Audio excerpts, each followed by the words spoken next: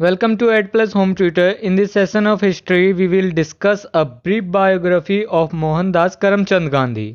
Mohandas Karamchand Gandhi was born on 2 October 1869 into an Gujarati Modh Baniya family of the Vaishya Varna in Porbandar, a coastal town on the Kathiawar Peninsula and then part of the small princely state of Porbandar in the Kathiawar Agency of the Indian Empire. Mohandas Karamchand Gandhi का जन्म 2 अक्टूबर 1869 को पोरबंदर में वैश्य वर्ण के एक गुजराती मोद परिवार में हुआ था।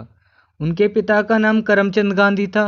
उनकी माता का नाम पुतलीबाई था, जो कि उनके पिता की चौथी पत्नी थी, और मोहनदास करमचंद गांधी अपने माता पिता के चौथे संतान थे और उनकी पत्नी का नाम कस्तूरबा गांधी था।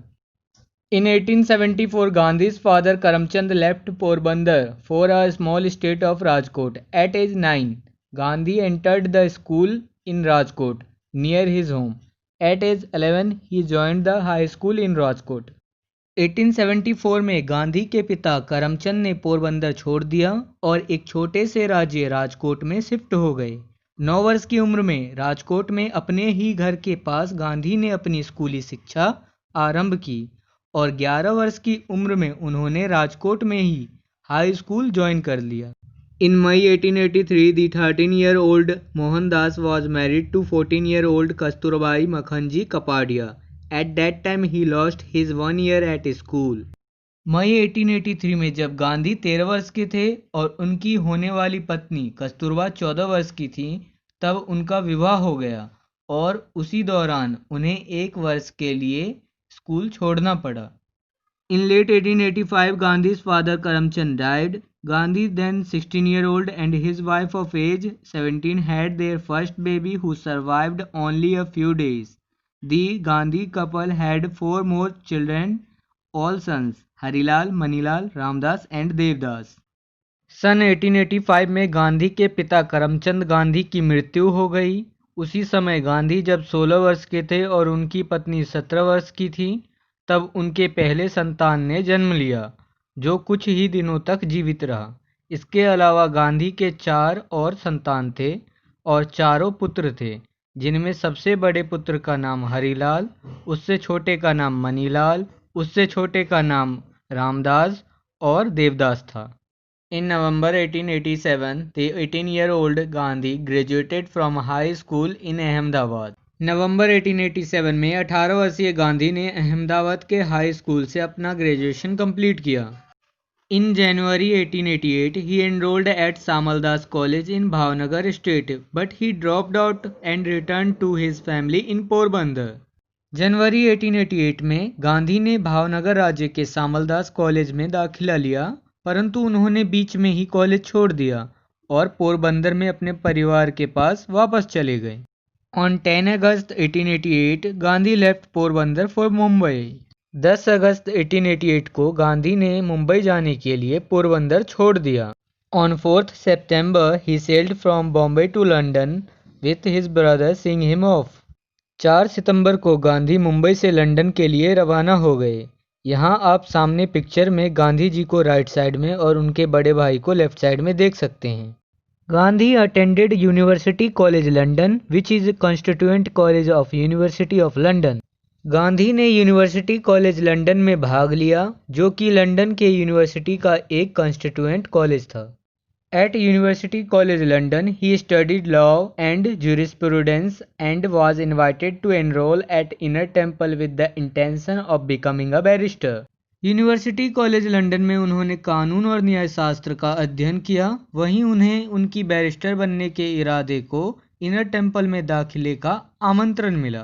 Gandhi at age 22 was called to the bar in June 1891 and then left London for India, where he learned that his mother had died while he was in London. जून 1891 में 22 वर्ष की उम्र में गांधी ने वकालत का अभ्यास शुरू कर दिया और उसी दरमियान वो लंदन छोड़ वापस भारत लौटे, जहां उन्हें अपनी माता के देहांत के बारे में पता चला। In 1893, Gandhi, aged 23, set sail for South Africa to be the lawyer of Abdullah Curzon. He spent 21 years in South Africa. सन 1893 में गांधी जब 23 वर्ष के थे, तब वह अब्दुल्ला के भाई के वकील के रूप में साउथ अफ्रीका के लिए रवाना हो गए। और वहीं उन्होंने अपने जीवन के 21 वर्ष गुजारे। He planned to assist Indian in opposing a bill to deny them to right to vote. He helped and founded the Natal India Congress in 1894, and through this organization he molded the Indian community of South Africa into a unified political force.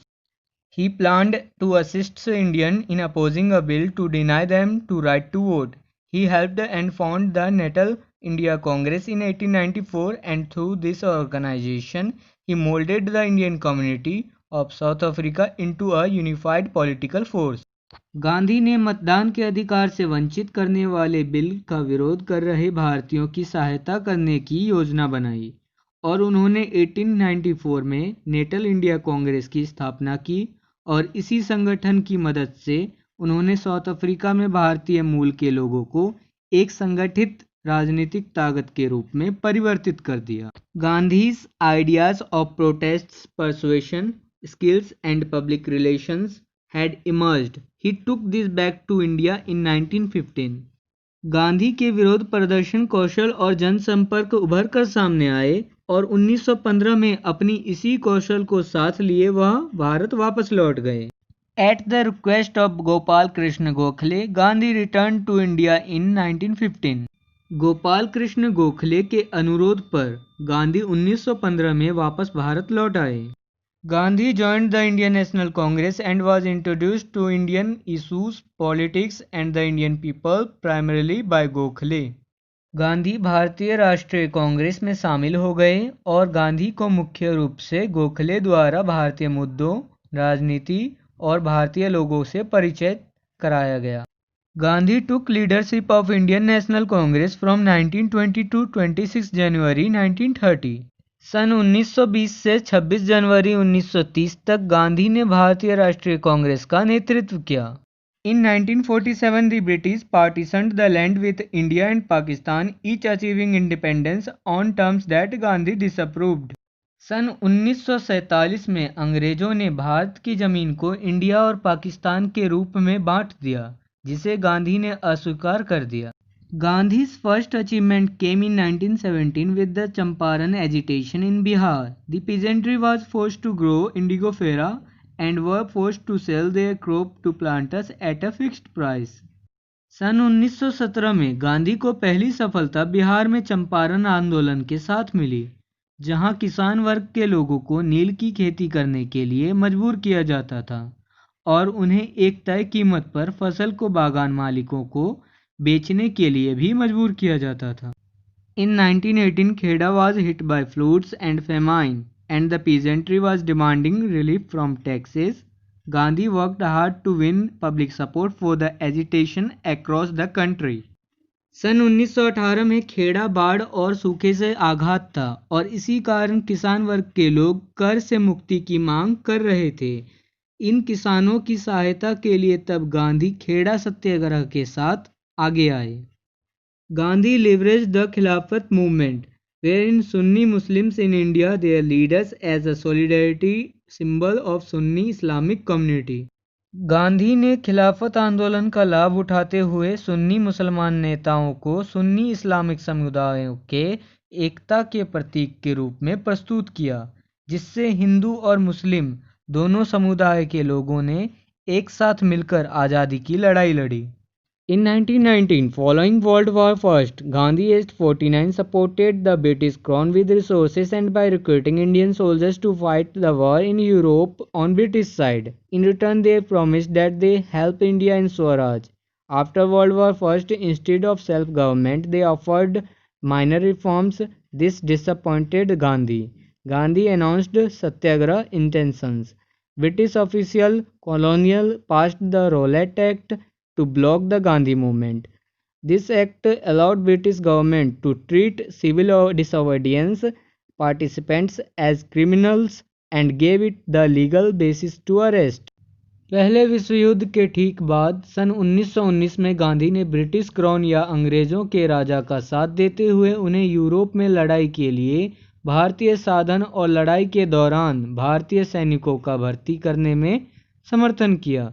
बदले में अंग्रेजों ने उन्हें वादा किया कि वह विश्व युद्ध के बाद भारत को स्वराज यानी अपनी खुद की सरकार बनाने में सहायता करेंगे।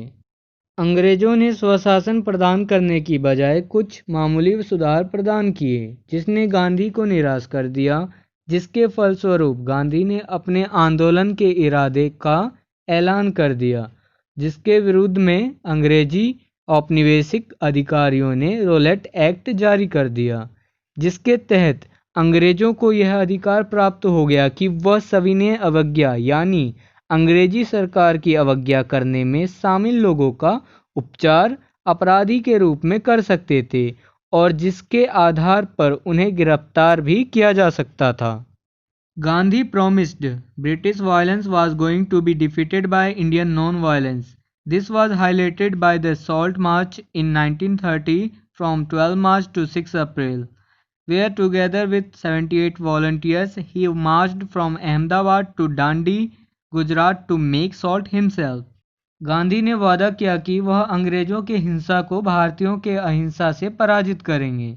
गांधी ने अपने इस वादे पर तब प्रकाश डाला जब उन्होंने सन 1930 में 12 मार्च से 6 अप्रैल तक नमक यात्रा की, जिसे दांडी यात्रा भी कहा गया, जिसमें लगभग 78 स्वयंसेवकों के साथ गांधी ने गुजरात को स्वयं नमक बनाने के परमिशन के लिए अहमदाबाद से दांडी तक पैदल यात्रा की थी। In 1934 Gandhi resign from Congress party membership. सन 1934 में गांधी ने कांग्रेस पार्टी की सदस्यता से इस्तीफा दे दिया। As World War II progressed, Gandhi intensified his demand for independence, calling for the British to quit India in a 1942 speech in Mumbai movement. British government within 1 hour after Gandhi's speech arrested Gandhi and all the members of Congress Working Committee. The Indian peoples retaliated these arrests by burning railway station and police station. जैसे ही द्वितीय विश्व युद्ध आगे बढ़ा, गांधी ने अपनी स्वतंत्रता की मांग को और तीव्र कर दिया। उन्होंने मुंबई में सन 1942 के एक भाषण में अंग्रेजों भारत छोड़ो का नारा लगाया।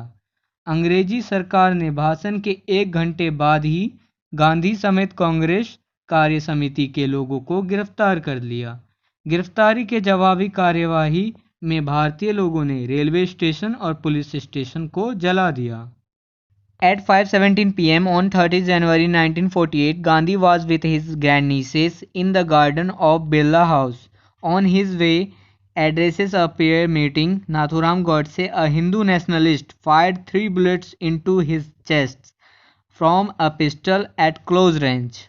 30 जनवरी 1948 को ठीक शाम 5:17 पर जब गांधी अपने अनुयायी मन्नू और आभा के साथ प्रार्थना के लिए जा रहे थे, तभी एक हिंदू राष्ट्रवादी नाथूराम गॉडसे ने उनकी छाती पर पिस्तौल से 3 गोलियां मारी, जिससे गांधी की मृत्यु हो गई। गांधी जी के लिए मैं 2 शब्द जरूर कहना चाहूँगा, Vande Mataram, Vande Mataram. Guys, I hope your all doubts are clear now. If this video beneficial for you, then please like and share this video and also subscribe our channel for more videos and click the bell icon for the notification.